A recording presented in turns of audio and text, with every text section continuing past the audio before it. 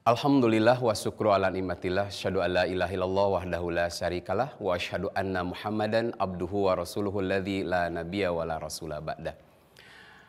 Wargi Jabar yang sama-sama mengharapkan ridho dan maghfirah Allah. Ada dua ayat dalam rangkaian ayat saum yang bila kita coba baca seolah seperti tidak ada hubungan dengan bab saum. Tapi kalau kita coba cermati lebih dalam, sebetulnya di antara ruh saum itu dua ayat ini. Yang pertama, Allah berfirman, "A'udzubillahi minasyaitonirrajim. Wa idza sa'alaka 'ibadi anni fa inni qarib. Ujibu da'watad da'i idza da'an." Apabila hambaku bertanya kepadamu wahai Muhammad tentang aku, maka sesungguhnya aku itu maha dekat. Ujibu da'watad da'i idza da'an. Aku akan mengabulkan doa hambaku bila ia memohon kepadaku. Di sela-sela ayat saum, Allah menyisipkan pertama kaitan dengan doa. Di mana Allah memberikan satu janji kepada kita, ujibu da'watad da'i idza da'an. Aku akan mengabulkan doa hambaku bila ia berdoa kepadaku.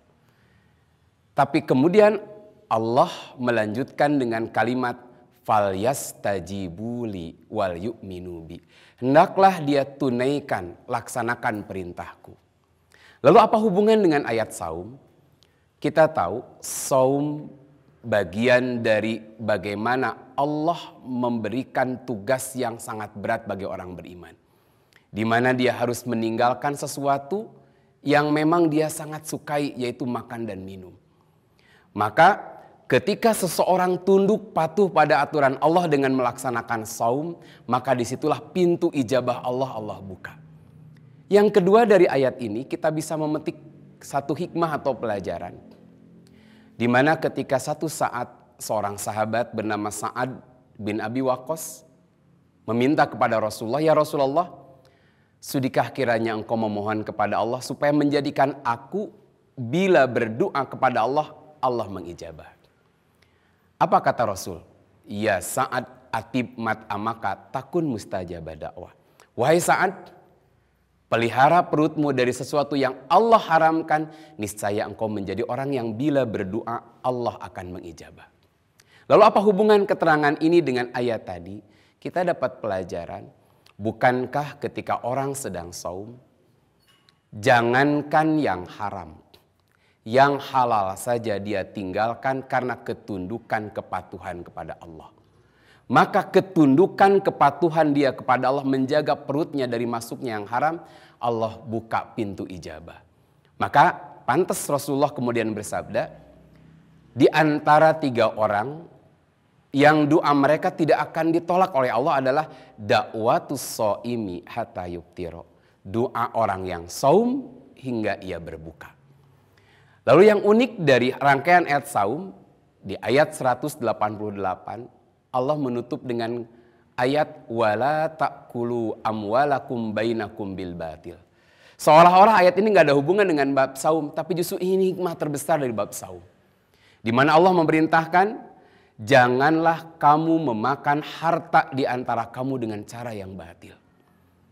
Apa hubungan dengan bab saum? Ketika saum kita dilatih sebulan, jangankan yang halal, jangankan yang haram, yang halal saja kita nggak berani mengkonsumsi. Kenapa? Karena kita tunduk pada aturan Allah.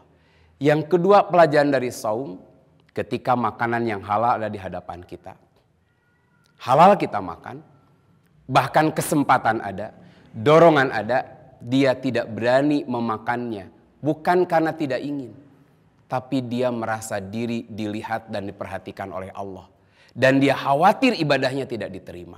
Maka efek dari ayat atau ibadah saum ini adalah seseorang yang sudah sukses saumnya adalah yang mampu memelihara perutnya dari makan sesuatu yang Allah haramkan.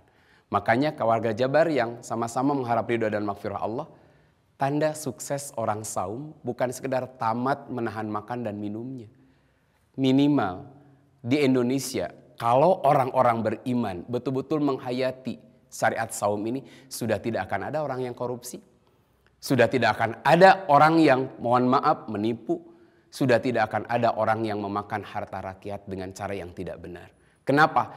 Efek saum kita sudah diajarin, jangankan yang haram, yang halal saja tidak berani kita konsumsi. Yang unik di kita ada, masih bulan Ramadan saja ada pejabat yang ditangkap oleh KPK.